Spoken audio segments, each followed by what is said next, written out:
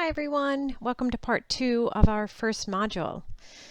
In this class, we'll talk about this question of what is media studies.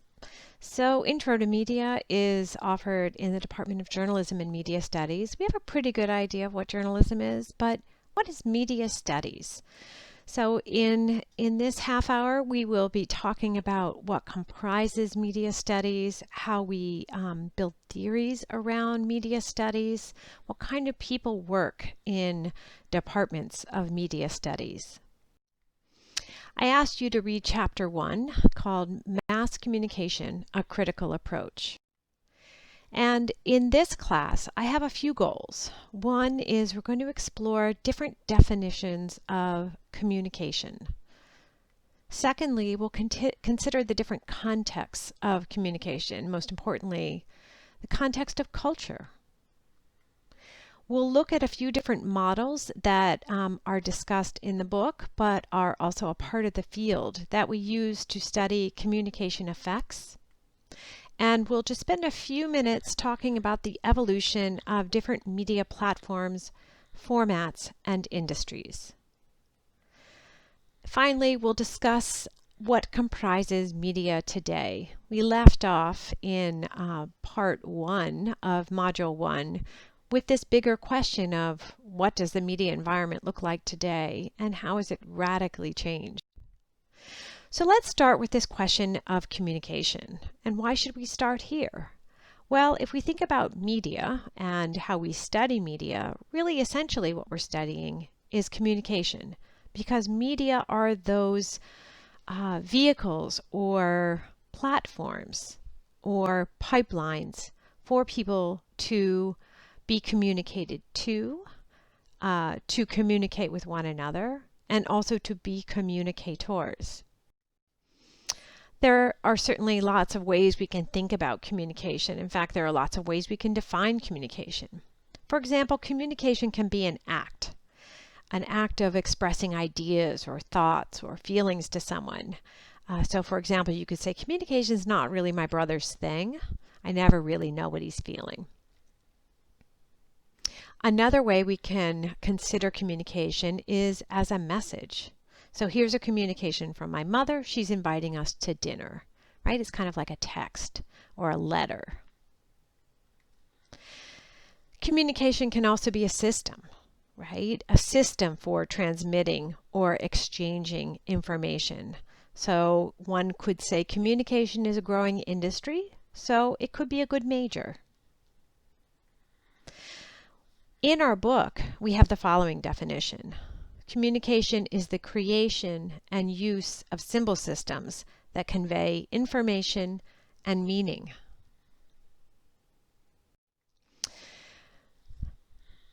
You may or may not know that the term communication comes from the Latin communicare, which means to share. And what I've put up here is a heuristic for how we can think about sharing information. We can break the process of communication, into 4 parts: sender, message, medium, and receiver. And one of the things that I show in this particular figure are arrows that are going one way, right? But of course, communication never quite happens like that.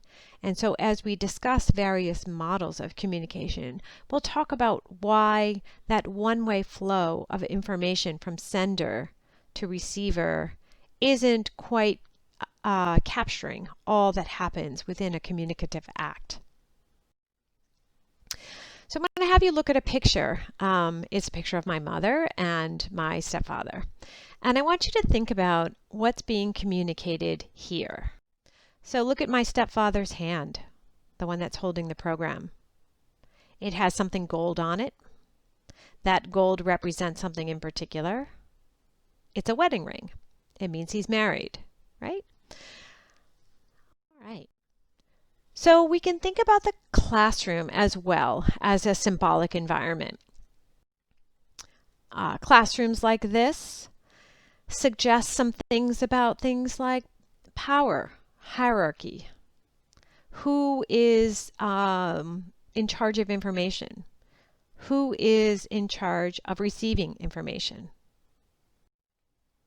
Beaumont, another important scholar, talks about how communication is the mutual creation of meaning. Communication, Beaumont argues, happens constantly, it happens automatically, it happens tirelessly. So I am communicating with you. You are receiving the tone of my voice. You are trying to infer what's important based on what you're seeing on the screen. You are automatically taking in information from this communicative act. I, in the meantime, am trying to imagine how you're receiving the information.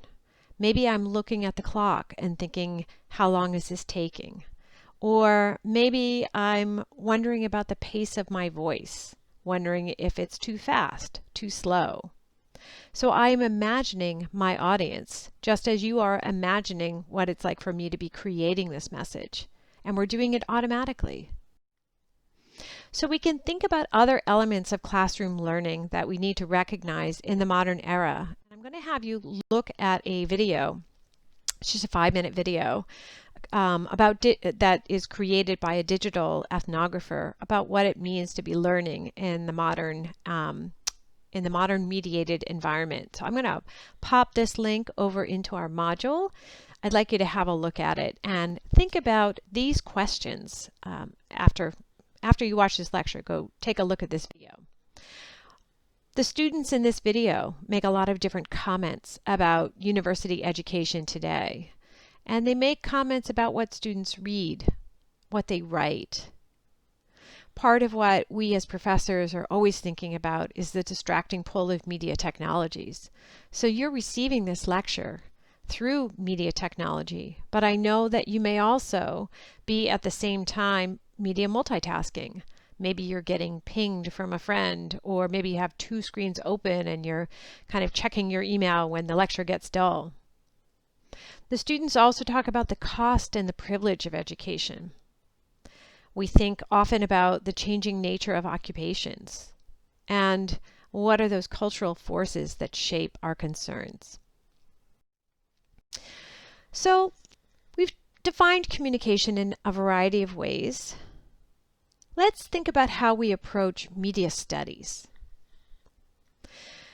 We'll, in this semester, talk about different models and theories for understanding how media affect audiences. We'll apply different kinds of methodologies, critical studies, content analyses, surveys, experiments. We'll ask lots of different kinds of questions about media through these various lenses. But most importantly, media studies is a field that is really interdisciplinary, right? There are lots of different scholarly disciplines that feed into how we interpret media and its role in our culture. Within the Journalism and Media Studies Department at the School of Communication and Information at Rutgers, you can even see within the faculty there are different traditions in how we are thinking about media and its role in our culture and the effects of media and its role in the lives of audiences. So, for example, there are those of us who take a more critical and cultural studies approach to understanding media by looking at it through the lens of journalism or political economy or media ecology. And let me pause here to say if you don't know what any of those words are, you will by the end of the semester. There are others of us, myself included, that take a more effects-oriented approach to understanding media. And we use more quantitative methodologies like large-scale surveys.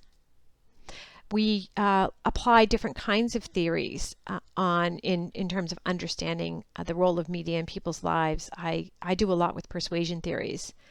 And we look at different outcomes: health, child development, politics, civic engagement. We'll have different guest speakers. These are some examples of my colleagues at Sky who have agreed to be a part of Intro to Media, and will be giving you different snippets of their research interests, their scholarly interests. But I like to highlight the variety of disciplines that even people within my department come from. So Khadijah Costley-White, who will be talking to you about her research and her teaching, comes from the tradition of communication. In fact, we both went to the same school, the Annenberg School for Communication at the University of Pennsylvania.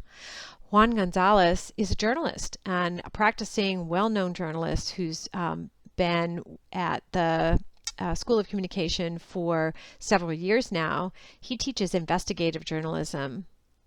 And David Greenberg, who's a historian and has a joint appointment in history. So that makes it hard to know how to organize a field as broad, diverse, and interdisciplinary as media studies. But we're going to take a run at it. We're going to try. And we'll do it by creating different models for how media evolve and how to understand the media effects process. In your chapter, there was some discussion of various models of the communicative process in this model, and noise is one of them. A second important concept that's not in that model is feedback.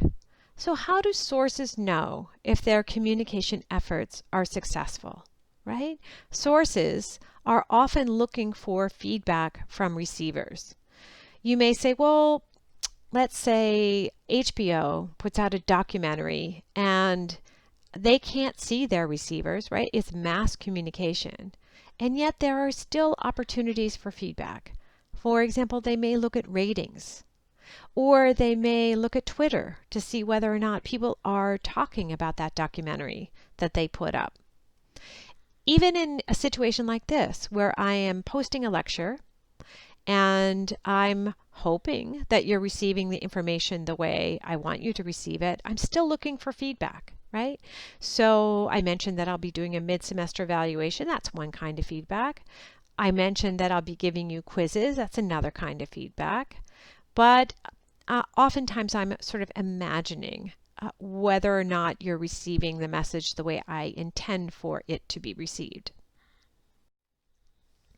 A second model, the constitutive model, is one that recognizes that messages are encoded, right, by people who are creating the message into an understandable sign and symbol system, and that messages are decoded, that audiences are interpreting those signs and symbols, and that all kinds of things can go wrong against the backdrop of encoding and decoding, depending on the communicator's different fields of experience.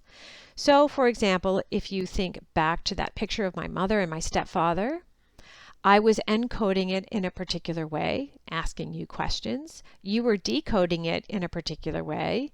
And as you were decoding that picture, when I was asking you, who are these people? What do they mean? I was assuming a particular level of knowledge about things like a gold band on a left hand means that someone's married. And emphasize this notion of meaning emerging in a broader cultural environment, right? You remember I described HBO and their documentary, right? So there was a creator of that documentary who had a particular vision for what you wanted to take away from your experience with that documentary.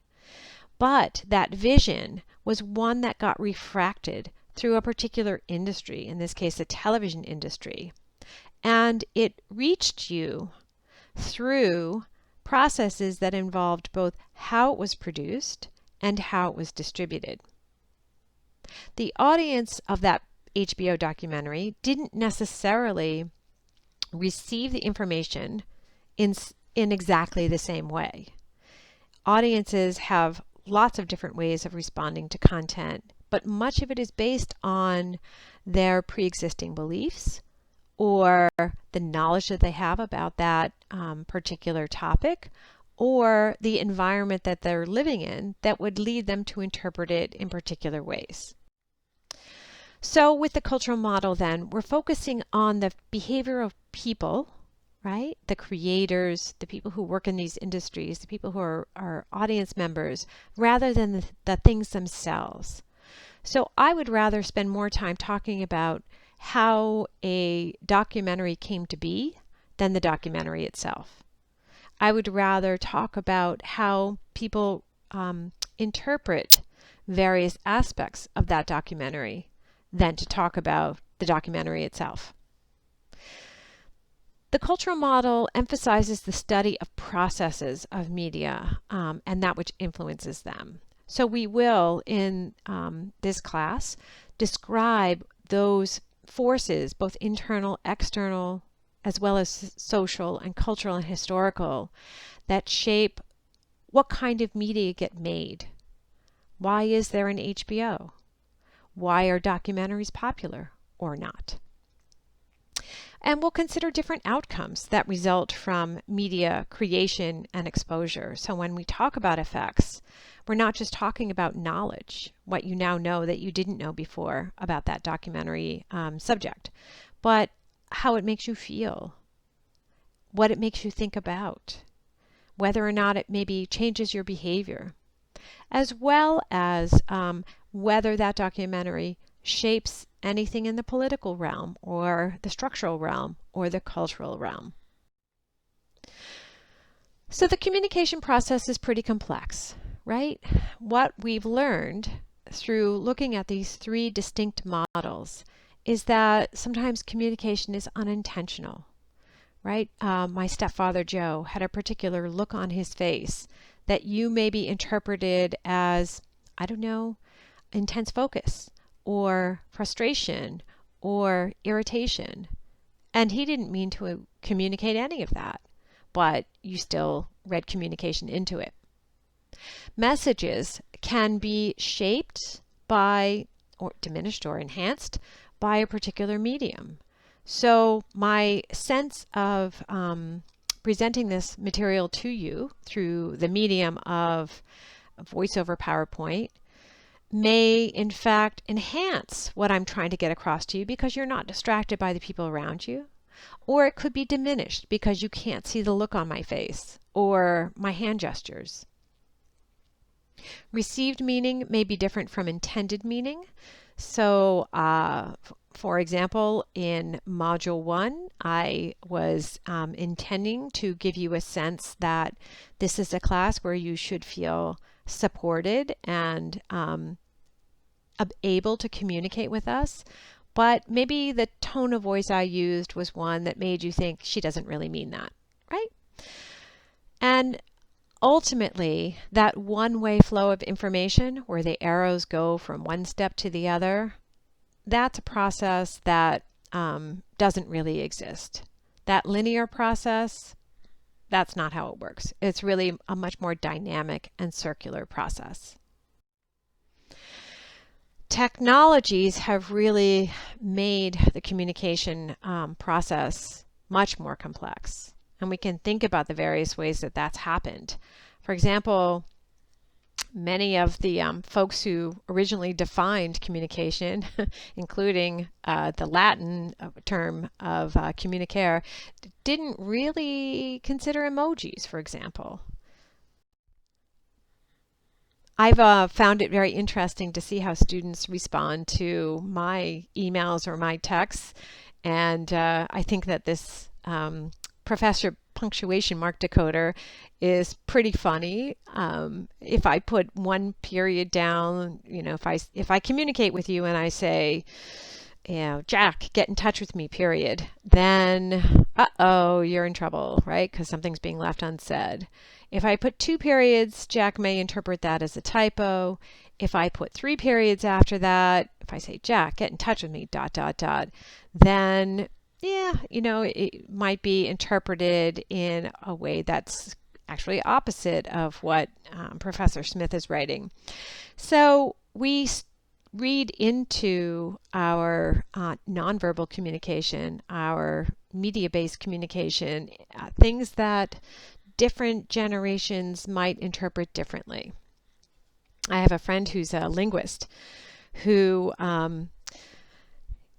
his name is Mark Lieberman. He liked to talk about how when people first started text messaging, he would text his son and he would say, what are you doing for dinner, right? Or he would say, when are you coming home? Or he would text his son, but his son had to say to him, look, when you use exclamation points or question marks or other kinds of rarely used punctuation, I'm interpreting it different ways. So if Mark wrote to his son, if Mark's son wrote to Mark and said, hey, I'd like to bring my girlfriend home for dinner, would that be okay with you and mom? And Mark wrote back to his son and said, fine, with a period, then Mark's son would interpret that as like fine, right? That he's angry. But if he didn't put a period after it, then everything's normal, relax. So these cultural contexts are really critical for us to consider. Maybe they're historical or technological or generational. Two concepts, right? Symbols of expression that individuals, groups, societies use to make sense of daily life and articulate values, but also the process that delivers the values of society through products or other meaning-making forms. Okay, so these two concepts, symbols of expression and the process of delivering values. Let's go back to this. If we were to look at this and I were to ask you, where does this fall? Most of you would say low culture because it's playing to the lowest common denominator. And we'll also think about the cultural context of shows like The Bachelor. Finally, this question of mass communication. What is mass communication, and is it even still relevant? We can define mass communication as that process of designing cultural messages and stories and delivering them to a large and diverse audience. We can think about what was the last thing that we all collectively shared through mediated communication, right? We're many of us watching television through different platforms. Maybe we're streaming it. Maybe we're watching it as it happens on TV. Maybe we're just seeing little snippets of it in the news, right? Like when Colton jumped the fence. But there are times when mass communication is very real, when events happen and we collectively share these events as they happen. They can be information that kind of gets released at one time. For example, when Joe Biden chose Kamala Harris as his running mate, vice presidential running mate. Or it can be a slower process when we're hearing about things like hurricanes or other kinds of movements. Or they can be information that gets passed from person to person. So for example, if you think about how you heard about the death of Kobe Bryant, right? All of these ways of learning about the world around us at one time were managed by a few media organizations, and that information would collectively bring people together into one spot. But now, with media being portable, right? We get news alerts, with information being passed through others. So maybe you didn't have your phone with you and got the news break, but you heard from someone else that Kobe Bryant's plane had crashed. These kinds of things are so changing and so dynamic and so important for us to consider as context for how we, as receivers of information, have agency in shaping that information environment. Of this module, we will discuss this technological and structural evolution as it happened through the growth of media technologies, starting with print technologies, including the Gutenberg press, and moving toward the digital era of convergence. So I will leave you here, and we will pick up with part 3 of our first module discussing technological and structural evolution of the various eras of media industries.